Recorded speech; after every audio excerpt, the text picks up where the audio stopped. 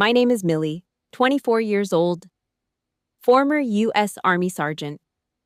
72 hours after taking off my combat boots, still daked in Middle Eastern sand, I sat at the oak dining table in our suburban Chicago home. Not a single welcome home banner. No one asked about the shrapnel scar cutting across my collarbone. My mother, Patricia, was busy pouring a full glass of red wine for my younger sister, Madison.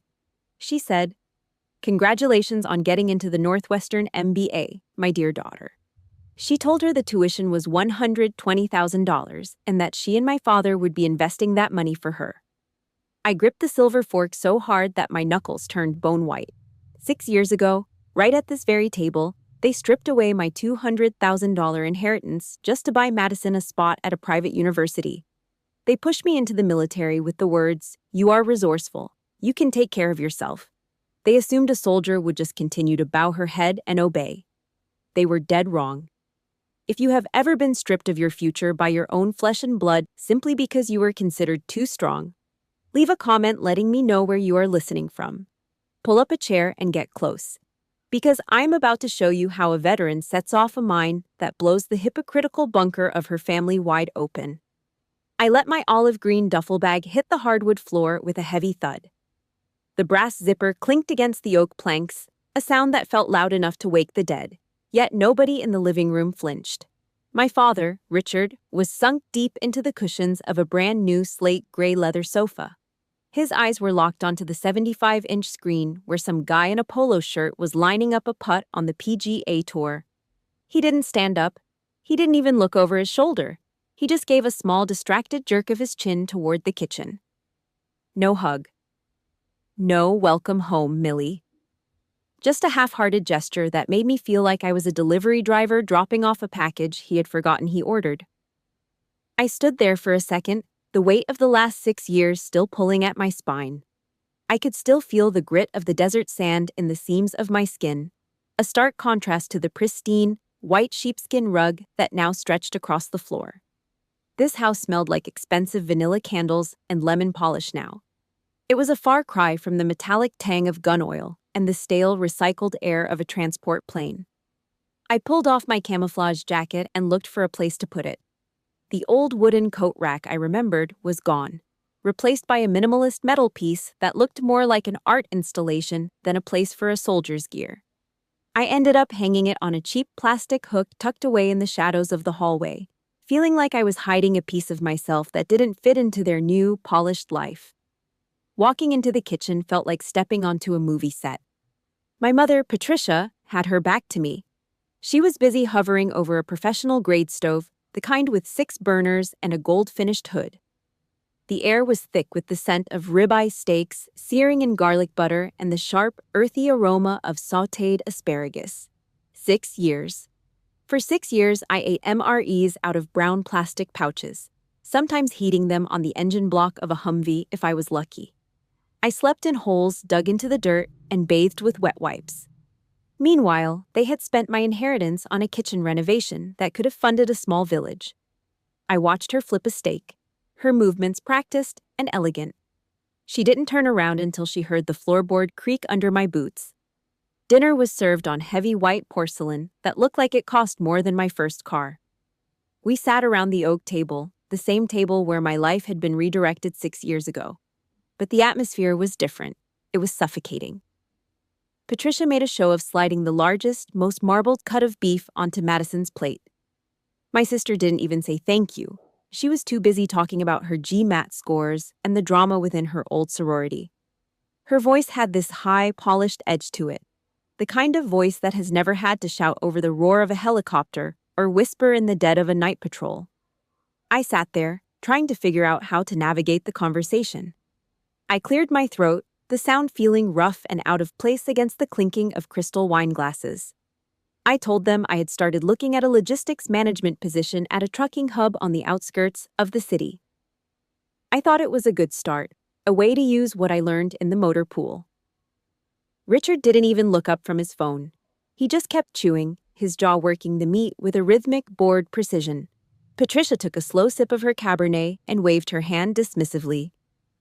She told me that the military must have been so difficult, especially for a girl, Then she said I should just find a normal job and try not to make everyone in the family so stressed out. She cut the fat off her steak and pushed the plate away like the very idea of my life was an inconvenience she couldn't stomach.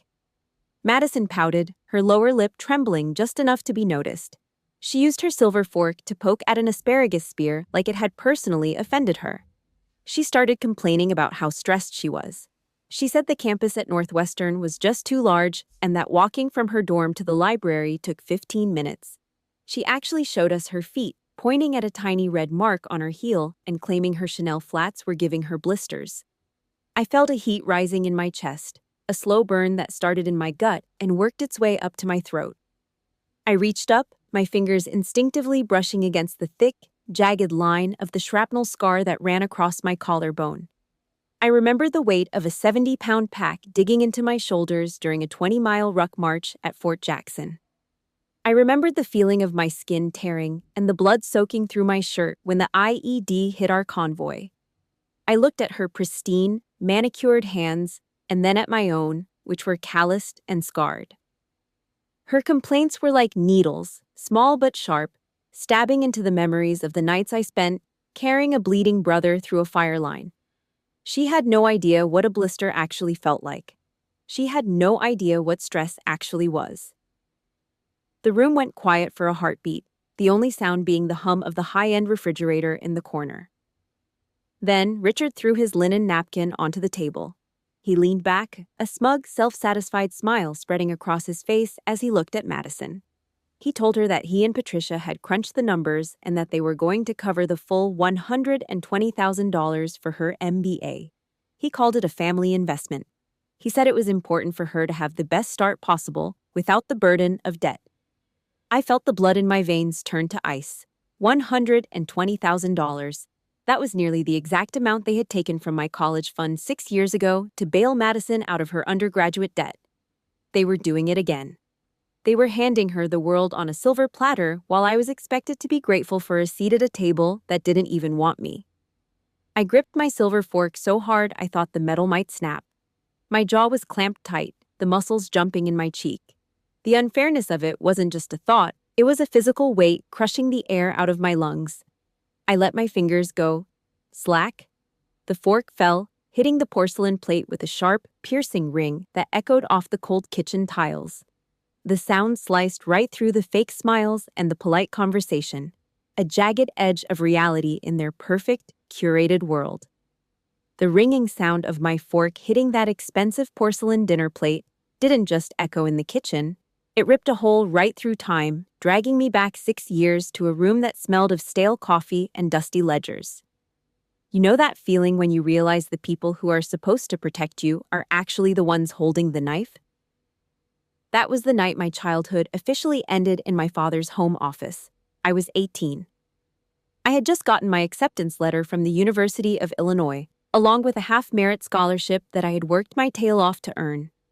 I remember walking into that room with my head held high, placing the letter on Richard's mahogany desk like it was a trophy.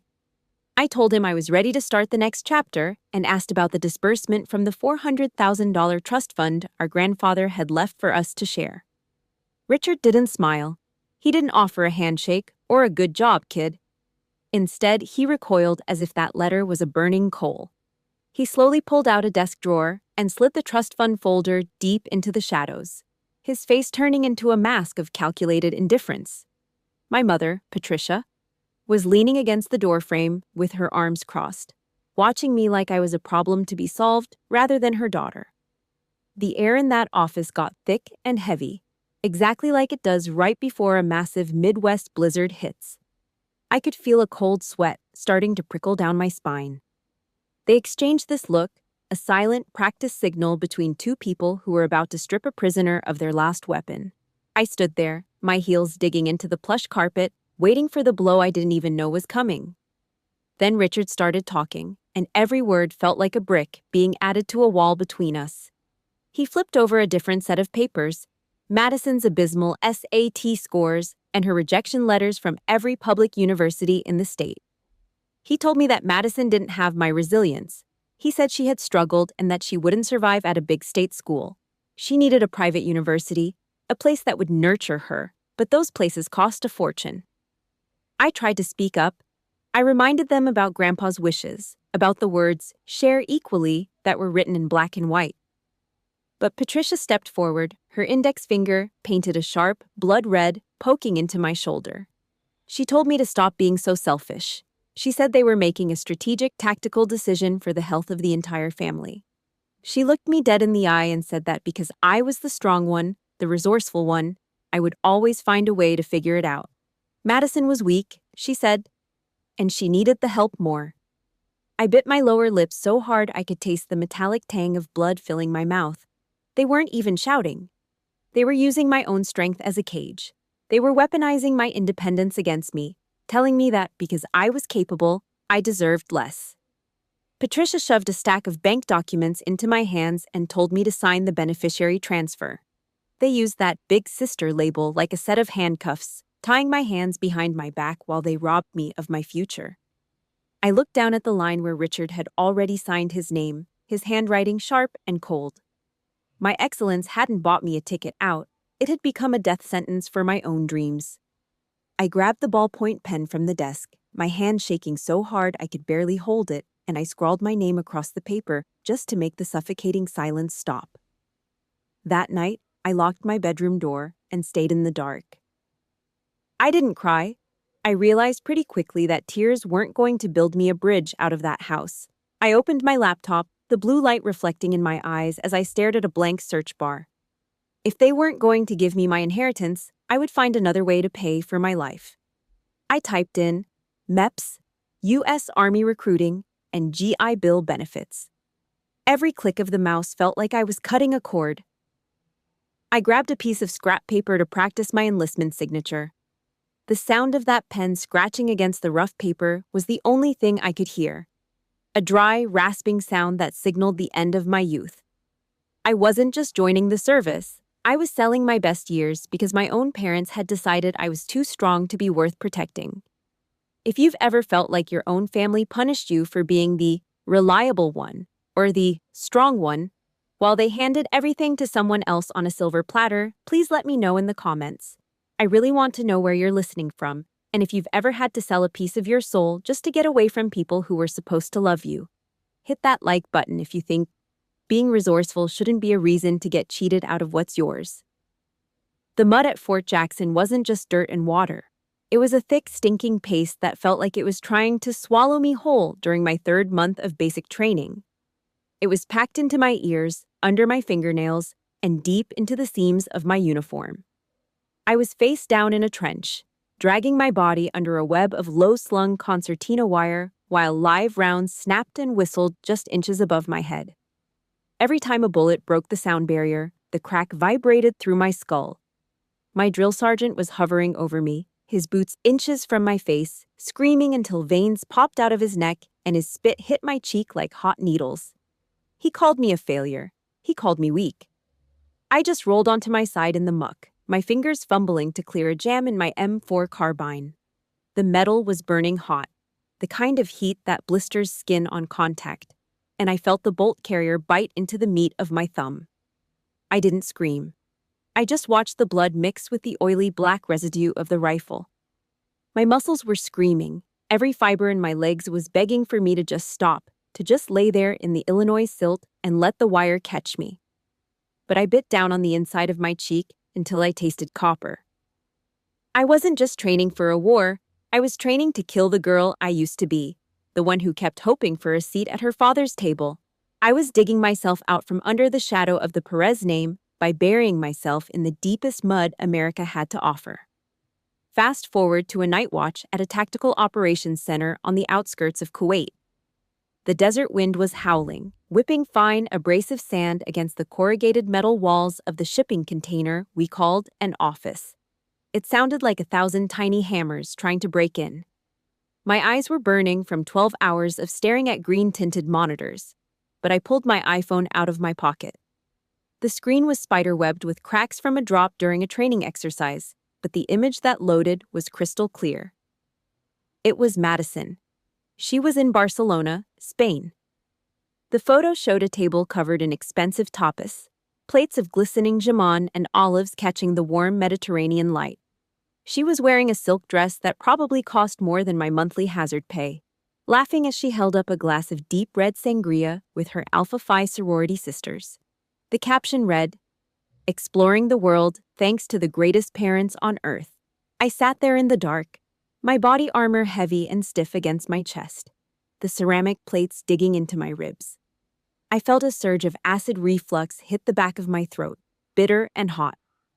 I was 10,000 miles away, breathing in diesel fumes and dust to pay for the privilege of being alive, while she was using my stolen inheritance to toast to her own luck. I locked the screen and shoved the phone deep into my chest pocket, right behind the ballistic plate, wanting to feel the cold weight of the armor press it into my heart. Thanksgiving during my 4th year of service was just another Tuesday in the sun. We were out in the middle of nowhere when the supply choppers finally hummed over the horizon to drop the care packages. It was like Christmas for everyone else. My squad mates were tearing into cardboard boxes, pulling out homemade strawberry jam cookies, thick wool socks, and handwritten letters that smelled like home. I stood by a rusted fuel drum, watching the dust settle. I didn't have a box with my name on it. I never did. I reached into my cargo pocket and pulled out an MRE, beef stew. The kind that's so processed it looks like dog food and feels like rubber. As I was trying to saw through the plastic with my teeth, my phone buzzed. It was a text from Patricia. It didn't ask if I was okay or if I needed anything. It just said, "Stay safe. We're busy today. The contractor is finally starting the marble work on the master bathroom. Talk soon." I looked at that text, then looked at the stray dog, a rib-thin, dusty creature, watching me from behind the concertina wire fence. I broke my dry ration cracker in half and tossed it to him. I realized then that I wasn't just out of sight, out of mind for them. I was a ghost they had already exorcised so they could live in a house built on my silence. In the middle of that night, the satellite phone in the TOC started chirping. It was a rare call, the kind that usually meant bad news. It was my grandmother, Eleanor, calling from her retirement home in Florida. Her voice was thin and shaky, distorted by the thousands of miles of satellite relay and atmospheric interference. She didn't waste time with small talk. She asked me if I was still sending my combat pay back to the joint account for Richard to manage. I told her I was, that they said it was for my future. I heard her sigh, a sound like dry leaves skittering on a driveway. She told me that being strong didn't mean I had to let people bleed me dry. She said that a soldier who lets the enemy into her own supply line has already lost the battle. I gripped the phone handset so hard the plastic groaned. The warning hung there in the desert air, heavier than the heat. I realized then that the real cruelty wasn't out here in the sand or behind the wire.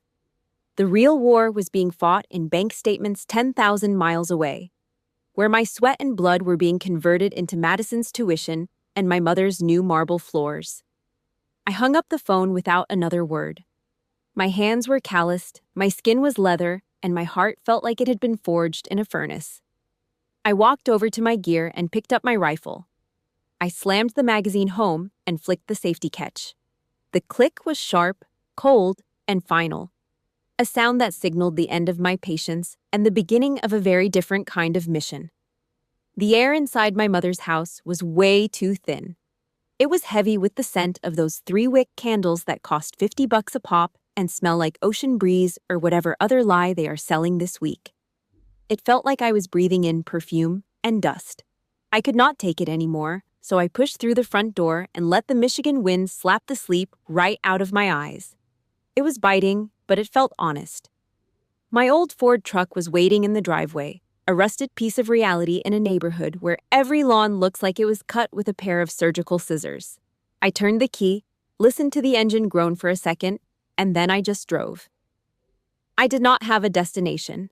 I just needed to get away from the marble counters and the endless talk of Madison's MBA tuition. Naperville is a strange place for a soldier. Actually, it is a strange place for anyone who has seen the world for what it really is. It is all copper mailboxes and gated drives. There is no room here for the ghosts I brought home or the shrapnel that still aches in my collarbone when the Chicago humidity turns to a chill. I looked at the houses passing by, each one a perfect, identical bunker of suburban comfort. I felt like a foreign object in my own hometown. I ended up at a strip mall on the edge of town that had definitely seen better days. It was one of those places that the developers have not gotten around to beautifying yet. There was a dry cleaner, a liquor store, and a small office tucked in the corner with a faded sign that just said Vet Center. I pushed the door open, and the bell above it gave a sad little chime. The light inside was that flickering fluorescent yellow that makes your head throb if you stare at it too long. The walls were peeling, and the whole place smelled like burnt coffee and old floor wax. I loved it instantly. It was the first place in 72 hours that did not feel like it was pretending to be something else. I slumped into one of those blue plastic folding chairs and pulled my ball cap low. My eyes felt like they were full of glass shards from not sleeping. I just wanted to be invisible for an hour. Then a cup of coffee slid across the sticky Formica table. It was black, steam rising in the cold room, and it smelled like it had been sitting on the burner since the first Bush administration. I looked up. Jake Morrison was standing there. He was about 30, maybe a bit older, with that Marine Corps high and tight and a sleeve of tattoos peeking out from under his rolled-up flannel shirt.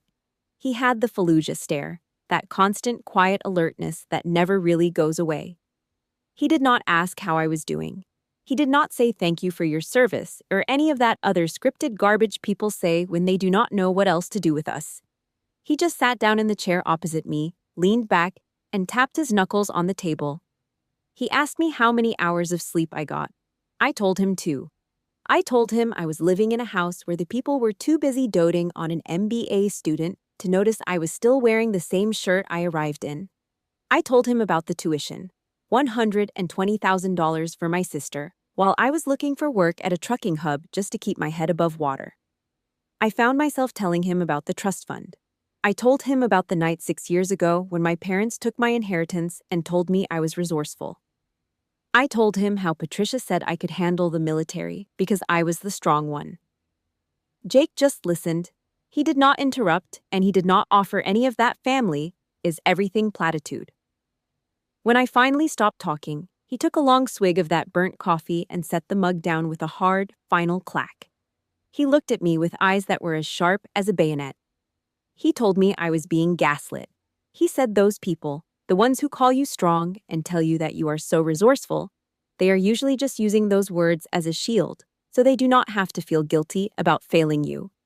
He said being strong does not mean you were born to be a human sandbag for your family's vanity. He told me straight up, Millie, do not keep holding the flag for people who are hiding in the bunker. His words felt like they were physically cracking open my skull, letting the light into a room that had been dark for way too long.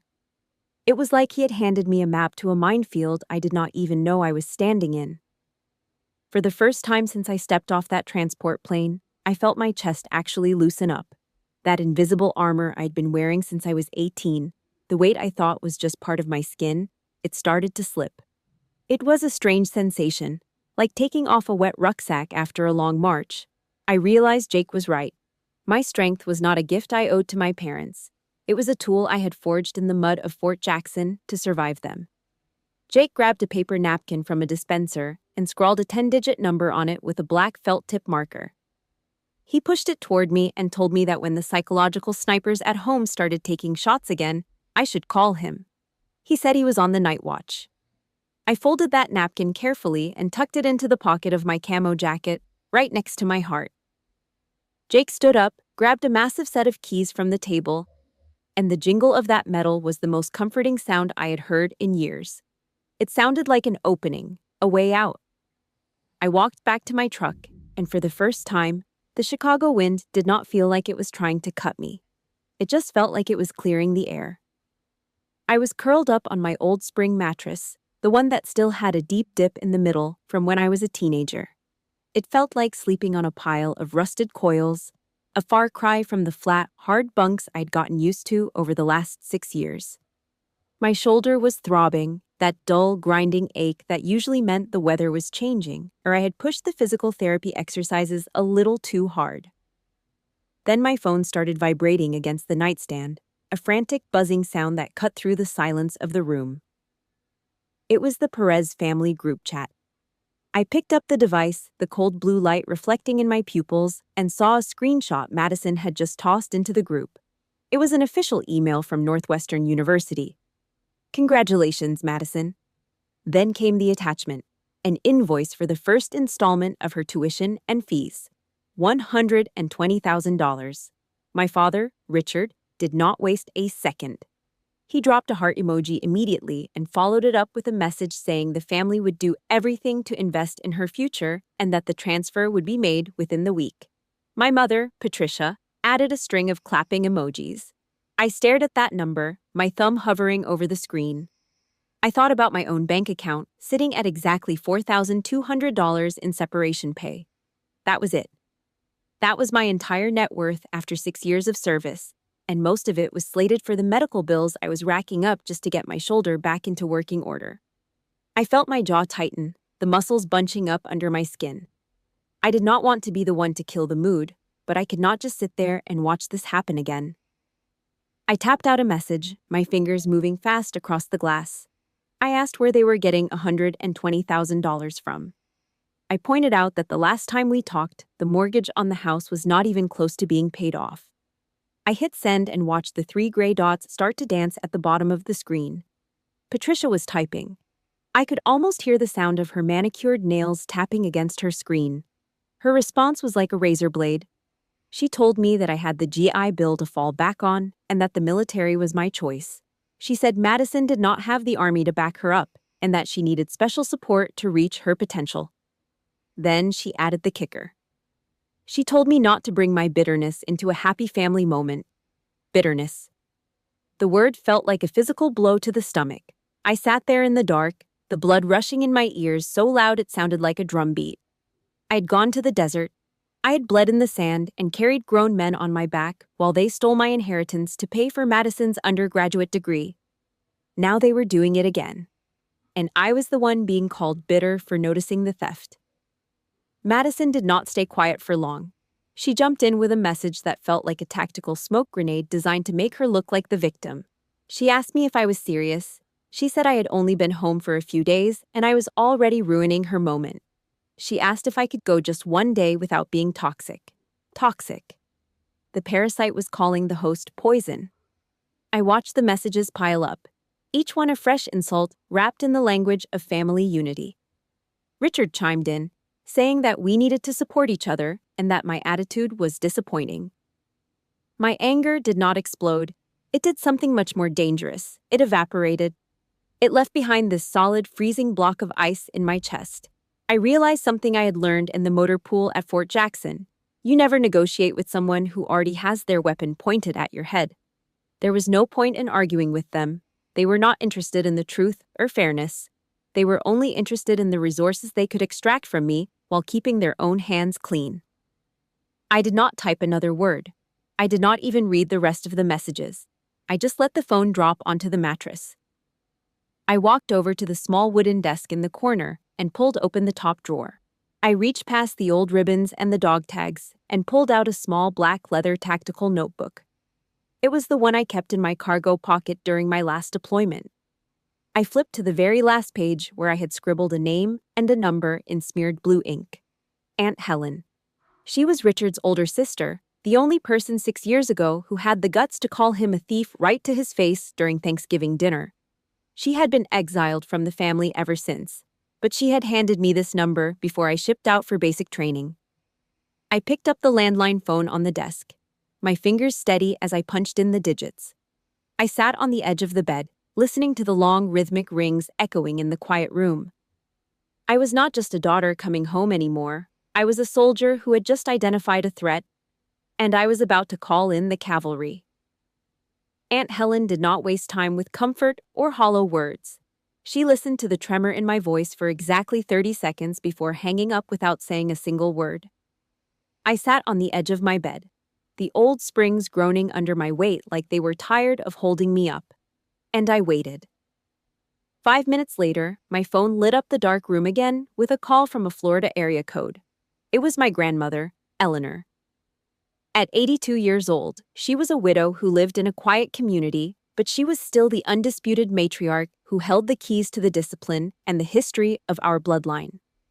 When I answered, her voice came through the speaker as a low, gravelly rasp, distorted by age and thousands of miles of fiber optic cable.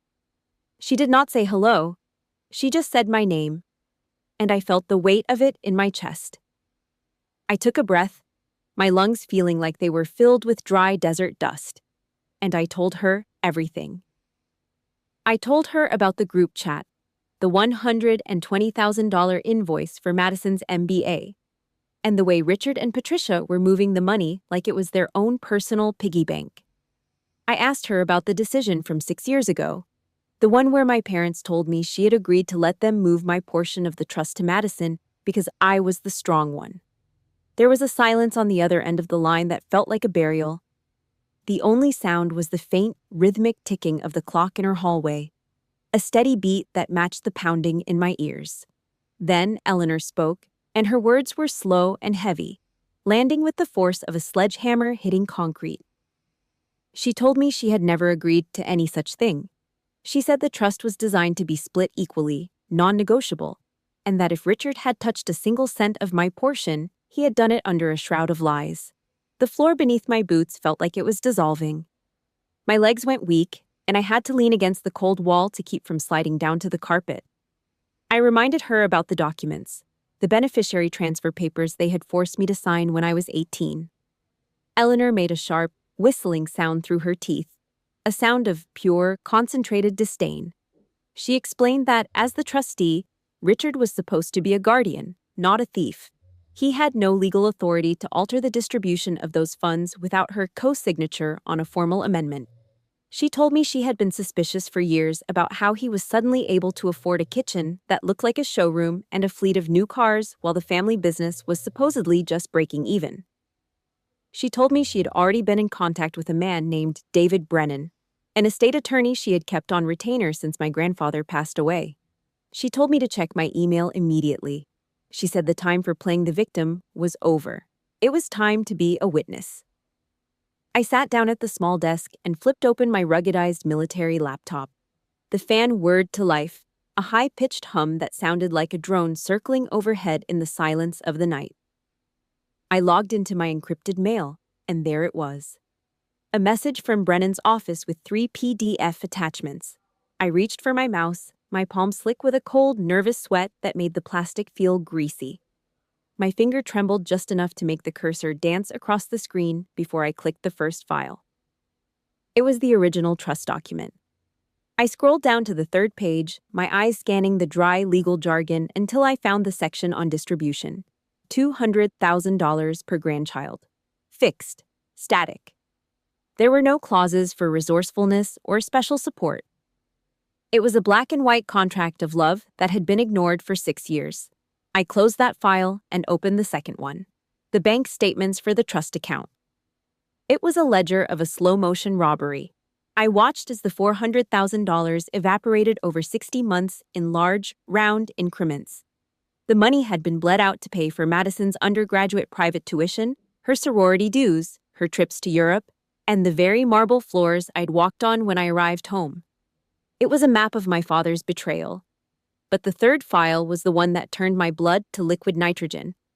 It was the amendment that Richard had submitted to the bank 6 years ago, the one that supposedly gave him the power to move the funds based on the family's needs. I zoomed in on the bottom of the page, the pixels sharpening until I could see the ink grains on the digital scan. There was my grandmother's signature on the right-hand side. It looked perfect at first glance, the same elegant script she used on birthday cards. But right next to it was a red digital stamp from a forensic handwriting analyst's office. There was a typed note in the margin in a cold, clinical font.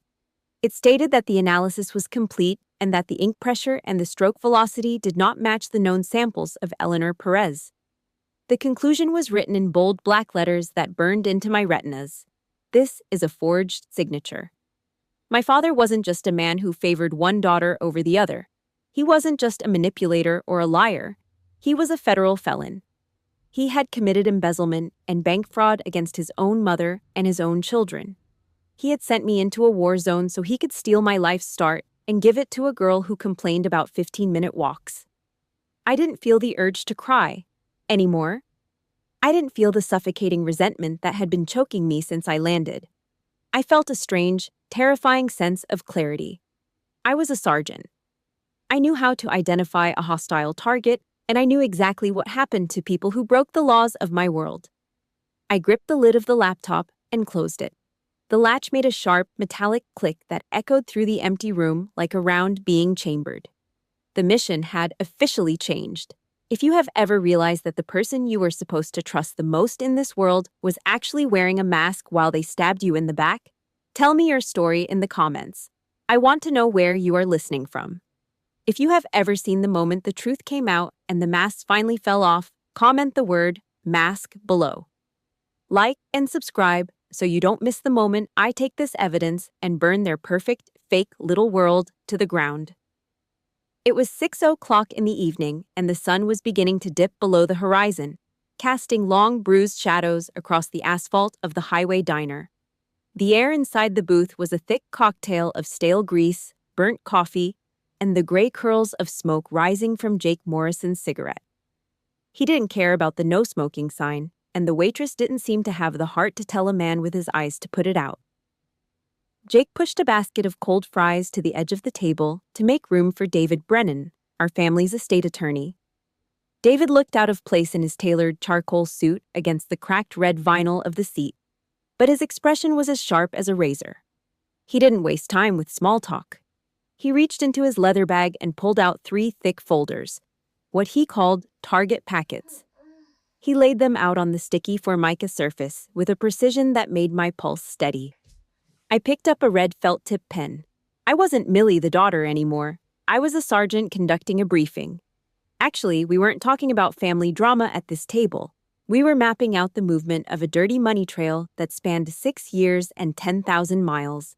David tapped his pen against a specific withdrawal in the second folder, a $30,000 lump sum taken out 3 years ago. He told me that Richard didn't just use the money for Madison's undergraduate tuition, despite what he had been preaching in the family group chat. He told me to look at the electronic transfer trail. I followed the red line David had drawn across the page. That $30,000 hadn't gone to a university bursar's office. It had been funneled directly into my mother Patricia's American Express account. I saw the breakdown of where it went from there. A shopping spree at Nordstrom, the down payment on that pearl-white Lexus SUV she drove to the grocery store, and the final bill for the Italian marble they had installed in the master bathroom. My stomach didn't churn this time, it went cold. My parents hadn't just sacrificed my future for their youngest child. They had stolen my inheritance to fund a lifestyle they couldn't afford on their own.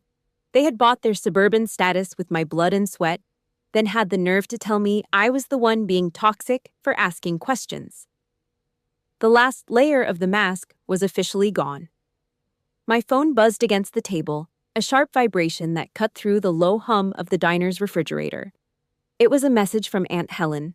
She didn't send a text. She sent a high-resolution photo of a gold-embossed invitation. It was beautiful in a way that made me want to gag. It was an invite to a celebration dinner for Madison's Northwestern MBA acceptance, held at the Riverside Country Club this coming Saturday night. 150 guests. The local elite, the business partners, the people my father spent every waking hour trying to impress. Jake took a final drag of his cigarette and crushed it into the glass ashtray with a deliberate, heavy motion. He looked up at me and raised an eyebrow, a small, knowing smirk playing on his lips. He said the terrain was wide and the crowd was thick. He told me that since they loved to put on a show of perfection, we might as well give them a grand finale they would never forget. He called it a fireworks display. I spent the next hour organizing the evidence. I took the forged signatures, the forensic analyst's reports, and the bank statements showing the Lexus payments. I stacked them into 3 identical, neat folders, sliding each page into a plastic sleeve. I felt the same rhythmic focus I used to have when I was loading magazines before a mission. Each document was a round. Each lie was a target. David watched me work, his face a mask of professional neutrality, though I could see a glimmer of something like respect in his eyes. He tucked the folders into a black leather briefcase. I zipped up my camo jacket and looked straight at Jake and then at David. I told them I didn't care about getting the money back anymore. That ship had sailed years ago in the mud of Fort Jackson. I told them my goal was much simpler. I wanted their masks ripped off in front of every single one of those 150 people. I wanted them to see exactly what kind of people the Perez family really was when the lights were the brightest. David gripped the handle of the briefcase and closed the lid. The heavy metal latch snapped shut with a sharp, final click. The ambush was set. I pushed the heavy mahogany doors of the Riverside Country Club open and felt the immediate hit of the environment. The air was thick with the suffocating scent of expensive Tom Ford cologne mixed with the heavy, greasy smell of charcoal-grilled steaks. It was a smell I associated with people who had too much money and not enough grit. Jake Morrison walked a half step behind me, his combat boots sounding heavy and out of place against the polished oak floor. He was carrying the black leather briefcase like it was a live explosive, his face a mask of cold, professional indifference. Ahead of us, the room was a sea of 150 people, dressed in tuxedos and silk dresses, all of them clinking crystal glasses under the blinding glare of massive crystal chandeliers. I saw Richard. He was standing on the raised podium at the front of the room, chest puffed out with a sense of unearned importance. Behind him was a massive banner that read, "Congratulations, Madison, the future of Northwestern." My father tapped a silver fork against his wineglass, and the room settled into a respectful silence. He cleared his throat into the microphone and began his speech. He told the crowd that to get Madison to this point, he and Patricia had drained every resource they had. He called it an investment in the future of the family. I stood in the back corner of the room with my arms crossed, watching the practiced lies pour out of his mouth like cold oil. It was nauseating. Just as Richard was reaching the climax of his speech about family values and the importance of supporting the next generation, the back doors swung open for the second time. It was not another guest. It was my grandmother, Eleanor. She was 82 years old and wearing a steel gray suit that looked more like a suit of armor than evening wear. She was leaning on her heavy wooden cane, her grip so tight her knuckles were white.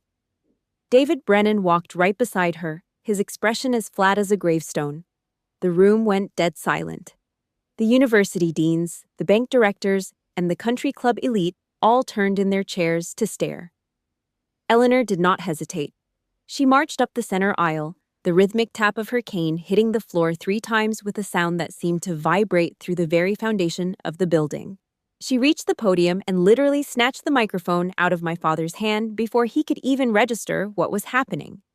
The feedback from the speakers let out a high-pitched, piercing screech that made half the room wince and cover their ears. Eleanor looked at Richard, then at the crowd, her eyes burning with a cold fire. She told the room that Richard had just spoken about sacrifice, and now she was going to show them exactly what he had sacrificed to pay for this party. David Brennan did not waste a second. He clicked open the black briefcase and started moving down the rows of tables like he was distributing mission orders. He did not just hand the papers out, he dropped the gim-fastened target packets onto the white linen tablecloths with a heavy, deliberate thud. People were already scrambling to open them. Madison came running out from the head table, her voice reaching a high-pitched, desperate frequency as she asked what the hell her grandmother was doing. Eleanor did not even acknowledge her existence. She pulled the original forensic analyst report from her folder and held it high above her head for every person in that room to see. She told the 150 guests that Richard had not sacrificed his own wealth at all. She told them he had sacrificed the $400,000 inheritance meant for his grandchildren. She told the room that Richard Perez had forged her signature to embezzle those funds, and that he had forced me into the military just to cover up the fact that he had stolen my life's start to pay for his own social status. I watched Richard's face go from a healthy, self-satisfied flush to a sickly, ashen gray in the span of 5 seconds.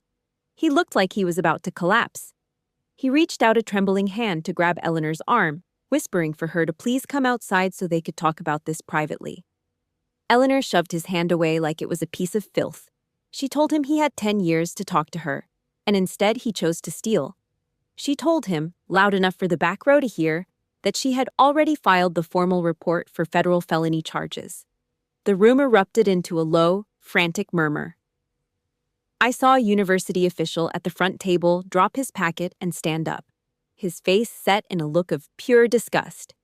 The country club manager was already at the side of the room, waving for security to move in. Patricia was standing by the dessert table, her eyes wide and glassy, completely motionless. The wine glass she'd been holding finally slipped from her fingers. It shattered on the expensive wool rug, the red wine soaking into the fabric like a massive bloodstain. The shards of glass flew everywhere, glinting under the chandeliers, but nobody moved to help her up. The perfect bunker they had built on my silence was officially in ruins. The ballroom at the Riverside Country Club didn't feel like a celebration anymore. It felt like a fresh crime scene. David Brennan didn't stop with the forged signatures. He pulled a second set of documents from his briefcase and dropped the final bomb right into the middle of the silence. He addressed the crowd, but his eyes were locked on my mother, Patricia. He detailed how her American Express bills had been paid directly from the trust account. $30,000 for ski trips in Aspen. Luxury handbags from Nordstrom. He told the room that this wasn't Madison's tuition. It was a paper trail of fraud. I watched the women from Patricia's high society book club stand up in a wave of silk and perfume, clutching their purses as they walked toward the exit without a single word. Then, a man in a sharp navy blazer stepped toward Madison. He identified himself as a representative from the University Admissions Board. He told her, flatly and within earshot of everyone, that Northwestern would be revoking her admission offer first thing tomorrow morning. They didn't accept moral liabilities. Madison didn't look like the future of Northwestern anymore. She collapsed into her chair, her face a mess of mascara and fake tan, letting out a jagged, hysterical sob. She turned her head and pointed a French manicured finger directly at me. She called me a monster. She screamed that I had ruined her entire future and destroyed her big day. I stood there, feeling absolutely nothing. My chest didn't tighten with guilt. There was no pity. I walked over to her, moving with the measured, heavy pace of an NCO on a battlefield, and leaned down so only she could hear me. I told her I hadn't destroyed anything. I told her the truth had done that. I told her she had built her life on a foundation of my blood and my sweat, and now that the foundation was gone, she was going to have to learn how to walk on her own feet. I told her to enjoy cleaning up the rubble. Then I turned my back on her and pushed through the heavy doors, stepping out into the foggy, freezing night of the parking lot. The Chicago winter air was so sharp it felt like it was cutting into my lungs, but it was the cleanest thing I'd smelled in days. I was halfway to Jake's truck when I heard the heavy, frantic slapping of dress shoes on the asphalt. It was Richard. He was gasping for air, his tuxedo jacket hanging open, looking 20 years older than he had an hour ago. He threw his hands up in a desperate, pleading gesture. He started babbling about how he would sell the Lexus and the house to pay the money back. He begged me not to take it to court. He kept repeating that they were still my parents. I stopped and turned around. The yellow glow of the streetlights hit the white mist of my breath. I looked at this man, the one who had tricked me into selling my youth to the military so he could remodel his bathroom. And I felt a cold, final sense of detachment. I kept my eyes locked onto his, letting the silence stretch until he stopped talking. I told him that I was indeed still his daughter. I was the daughter he had disarmed and robbed before she even had a chance to start her life. I told him that while I was overseas, my life had been protected by total strangers who would have died for me. Yet he was the one who stabbed me in the back the moment I sat down at his dinner table. I told him that what he did wasn't parenting. It was a strategic betrayal. He tried to say my name, his voice cracking with a fake, watery emotion, but I was already done. I didn't wait for a response. I turned and climbed into the passenger seat of Jake's Ford. Jake didn't say anything, he just waited until I was settled. I grabbed the handle and pulled the heavy metal door shut. The sound was a loud, hollow thud, the sound of a vault closing. It was the last link in the chain, and it was officially broken. The justice system in DuPage County does not move fast, but it moves with a heavy, grinding weight that is hard to stop once the gears actually start turning. There was no leniency at the sentencing hearing. Richard sat at the defense table, his shoulders slumped and his expensive silk tie loosened, looking like a man who had finally run out of lies.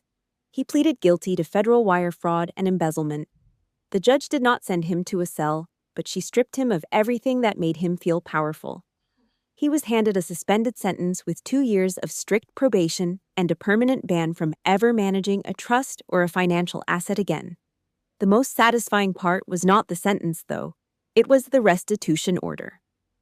The court commanded him to pay back every cent, $280,000, including the interest he had stolen from my future. It was not a lump sum he could hide from. It was a court-ordered garnishment that would be pulled directly from his pension and any future income for the next 10 years. Within 3 months, their shiny, over-leveraged suburban house was taken back by the bank. Patricia had to pack up those designer dresses and trade them for a blue vest and a pair of flat work shoes. She is working as a cashier at a local grocery store now, scanning items for the very people she used to look down on from her country club pedestal. The fake empire did not just fall, it imploded. 6 months after the lights went out at Riverside, I agreed to meet Madison. We did not go to a fancy bistro or a country club. We met at a small weathered coffee shop on a side street where the tables were nicked and the air smelled of burnt beans. Without the MBA safety net and the unlimited bank account, Madison looked different. She was working as a junior clerk for a small-time logistics company, a job she probably would have mocked a year ago. She did not have her manicured nails or her luxury flats anymore. She sat across from me and pushed a crumpled personal check for $500 across the wood. She told me she was taking it out of her own paycheck every month until her portion of what was taken was repaid. She looked at me with watery eyes and asked if I could ever forgive her, if we could ever go back to being sisters. I picked up the check and tucked it into my wallet without a second thought. I told her I appreciated the effort and that I would accept the payments, but I did not give her the hug she was looking for. Everything could not just go back to the way it was, and I told her that straight out. A defense perimeter had been established, and just because the enemy sent a white flag did not mean I was tearing down the fortifications. I took the steady stream of restitution payments and used them with a disciplined, military precision.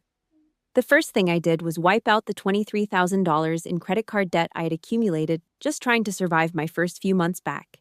Then, I bought a small one-story ranch house on the edge of town, right where the suburban sprawl starts to give way to open fields.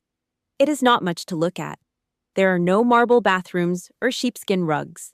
But the walls are made of solid red brick, and the porch is sturdy enough to handle a Midwestern gale. I spent my weekends plastering the walls and painting the trim a crisp, clean white. On Thanksgiving that year, I did not sit at a table full of secrets. I packed a tray of slow-roasted ribs and drove over to Jake Morrison's place. His parents did not ask me about my career goals or my resourcefulness. They just poured me a tall glass of dark beer, slapped me on the back, and told me to dig in. For the first time in my adult life, I ate a meal without having to check the perimeter of the conversation for hidden weapons. The $200,000 that was supposed to be my start in life became the foundation for something else entirely. I used what was left of the legal settlement to start the Thomas Perez Education Initiative, named after the grandfather who actually wanted us to have a future. I rented a small space next to the vet center and turned it into a hub for soldiers who were getting lost in the transition back to civilian life. We do not do fancy seminars. We help them get their commercial driver's licenses, we help them fix their resumes, and we show them how to navigate the VA system without losing their minds. It started with 12 veterans in folding chairs. Today, there are 50 faces in that room, men and women who have the same grit I see in the mirror. This afternoon, I'm standing on my own porch, watching the American flag on the lawn snap and flutter in the wind. I have learned that peace is not just the absence of war. It is the presence of a foundation you built with your own hands. When I was forced to choose between a home built on lies and a battlefield built on truth, I chose the battlefield. And from that ground, I built a base that no one can ever take away from me. Millie's journey serves as a powerful reminder that being labeled the strong one is not a contract to be a human sacrifice for a family's vanity. Often, those who are the most resourceful are the ones most exploited by those they love. But the ultimate lesson is that your value is not a resource to be mined. It is a boundary to be protected. True resilience isn't just about surviving a war zone or a betrayal. It is about having the courage to walk away from a toxic table and build a home where your worth is never up for negotiation. Now that the smoke has cleared on Millie's story, we want to hear from you. Have you ever felt like the reliable child who was expected to give while others only took? Or have you found a chosen family that truly sees you for who you are? Your experiences remind us that we are not alone in these struggles. Please share your reflections in the comments below. Let's support each other in setting those necessary boundaries.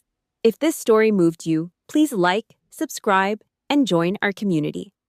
Until next time, keep building your own base.